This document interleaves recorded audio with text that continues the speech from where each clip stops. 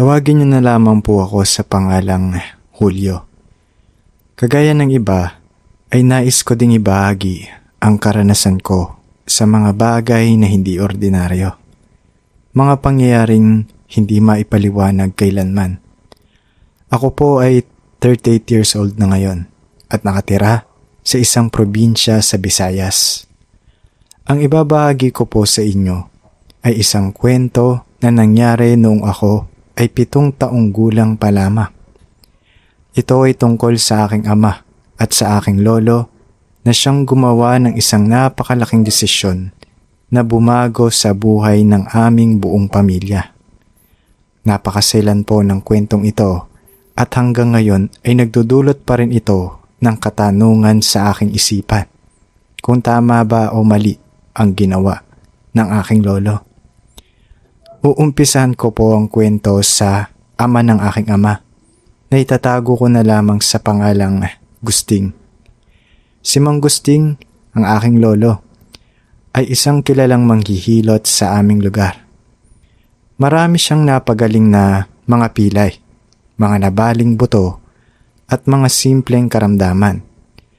Pero ang hindi alam ng karamihan, iilan lang sa aming lugar ang nakakaalam na isa rin siyang magaling na albularyo.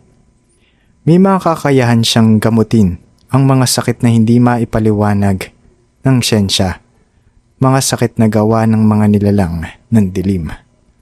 Bata pa lang ako, may sapat na akong kamalayan sa mga kababalaghan. Sa katunayan, naranasan ko nang makakita ng aswang nang minsang sugurin kami ng 3 aswang sa aming mismong bahay. Hindi ko makakalimutan yung itsura nila.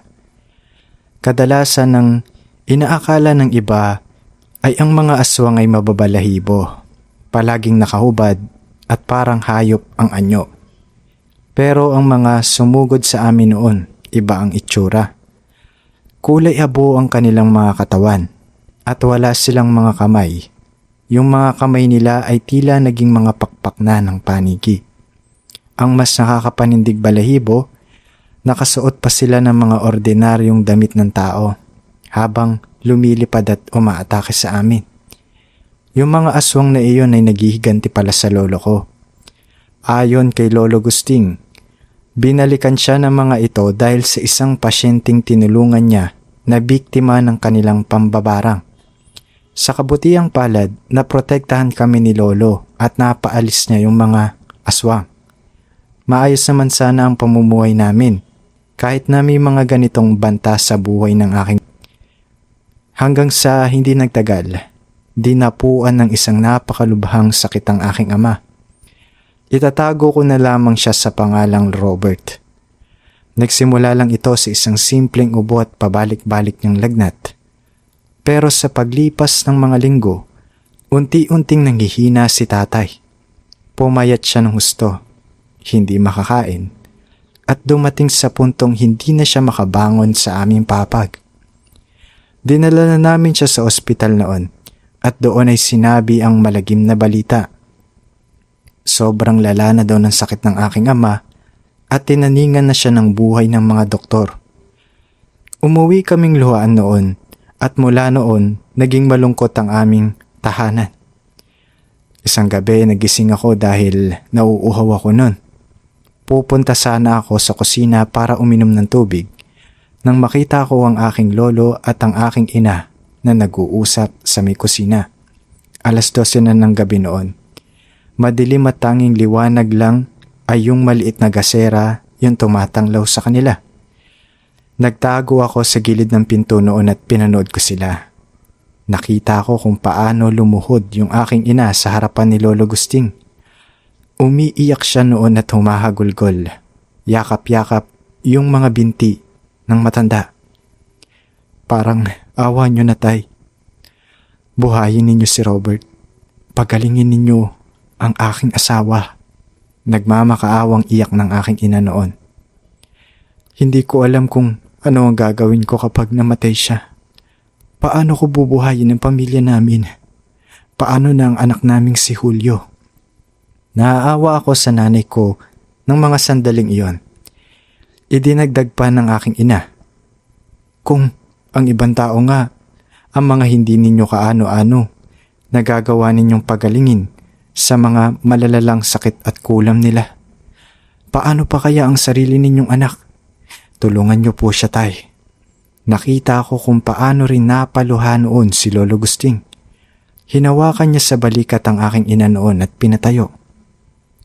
Patawarin mo ako. Nanginginig na sagot ng aking lolo. Ginawa ko na ang lahat. Inorasyonan ko na. Pinahiran ko na ng lahat ng mga langis at halamang gamot na alam ko. Pero hindi pa rin tumatalab. Paliwanag ni Lolo. Minsan daw, ang kapangyarihan ng isang albularyo ay hindi gumagana sa kanyang sariling kadugo at sa mga taong pinakamamahal niya. Tila may nakaharang na puwersa na pumipigil sa kanyang mga dasal kapag sariling pamilya na ang nakasalalay. Halos mawala ng pag-asa ang aking ina nang marinig niya iyon. Pero bago pa man siya tuluyang manghina, may huling sinabi si Lolo Gusting. Pero may alam akong isang paraan. Pabulong ngunit madiing sabi ng aking lolo. Kahit delikado yon at alam kong labag sa batas ng Diyos at ng tao, gagawin ko. Maibalik ko lang ang buhay ng aking anak.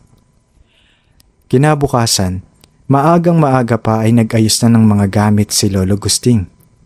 Pinag-impake siya ng damit at baong pagkain ng aking ina.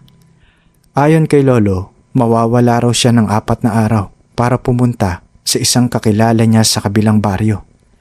Ang kakilala niyang ito ay itinago niya sa pangalang Aling Uling. Hindi namin kilala kung sino si Aling Uling noon. Ni hindi man lang nabanggit sa amin ng lolo ko kung anong klaseng tao ito o kung isa ba siyang manggagamot.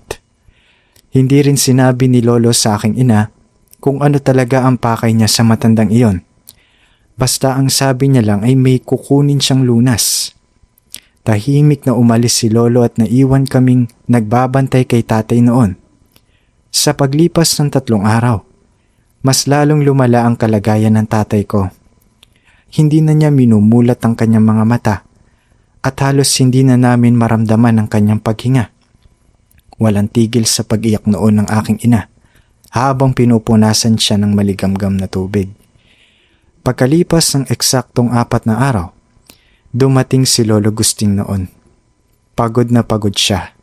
Tila ilang araw na walang tulog. Pero may bakas ng determinasyon sa kanyang mga mata. May mga dala siyang bayong. Pero ang pinaka nakapukaw ng aming atensyon na mag-ina ay ang isang maliit na supot na maingat niyang inilabas mula sa kanyang bag. Isa itong supot na naglalaman ng isang maitim-itim at malapot na likido. Isa itong dugo. Kinagabihan, pinakuha ako noon ni Lolo Gusting ng isang malinis na baso. Kahit nagtataka sinunod ko siya. Pagkabigay ko ng baso sa kanya, doon ay dahan-dahang isinalin ng aking lolo ang dugo mula sa supot papunta sa baso. Napakalansa ng amoy nito noon. Kakaiba yung amoy ng dugo. Nakaupo noon ang aking ina sa gilid ng papag kung saan nakahiga ang tatay ko. Walang malay ang tatay ko noon at sa mga oras na iyon, bigla na lamang umiyak ng malakas ang aking ina. Tay, wala na si Robert. Humihikbing sabi ng nanay ko.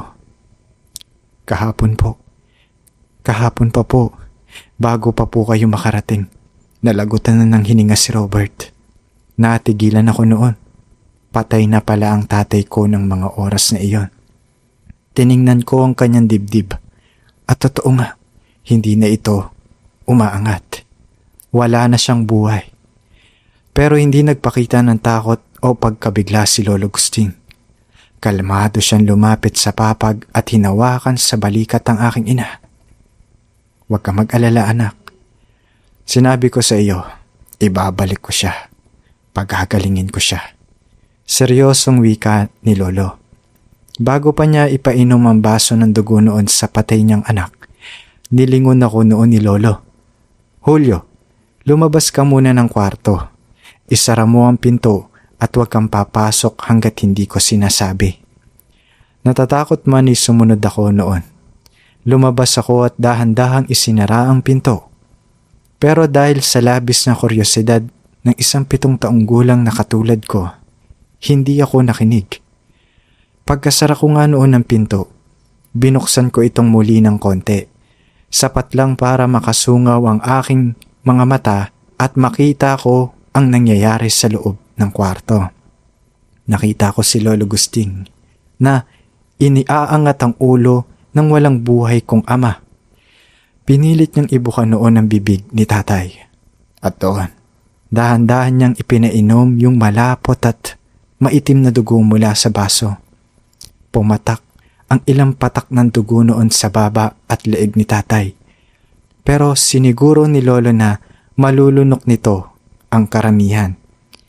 Matapos maubos ang laman ng baso, tahimik na naghintay ang lolo at ang aking ina.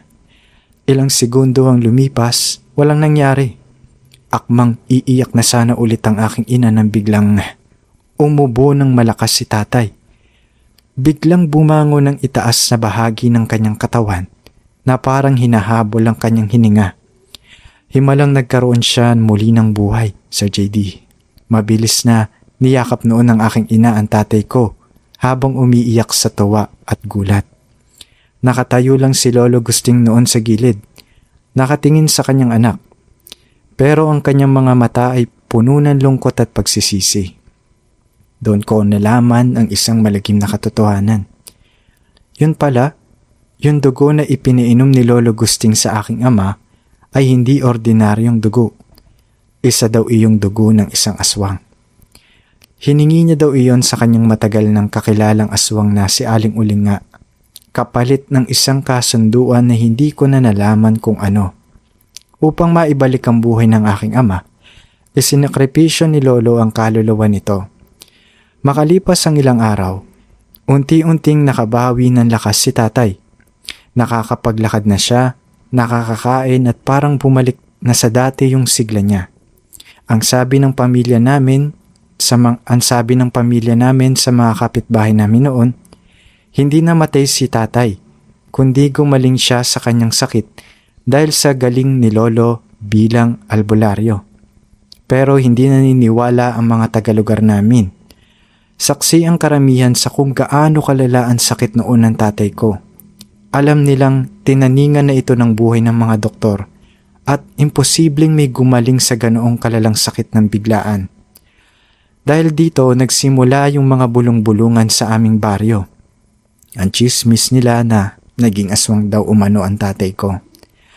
Ayon sa kanilang paniniwala, kapag ang isang tao ay namatay na at muling nabuhay ng isang albularyo, posible lamang iyon kung may isinalin sa kanyang sumpa at maging isa siyang aswang. At dahil alam nilang albularyo si Lolo, malaki ang hinala nila na ginawa nitong aswang ang sarili niyang anak para lang hindi ito mamatay. Simula noon, nagbago ang pakikitungo sa amin ng mga tao. Wala na rin gustong makipaglaro sa akin.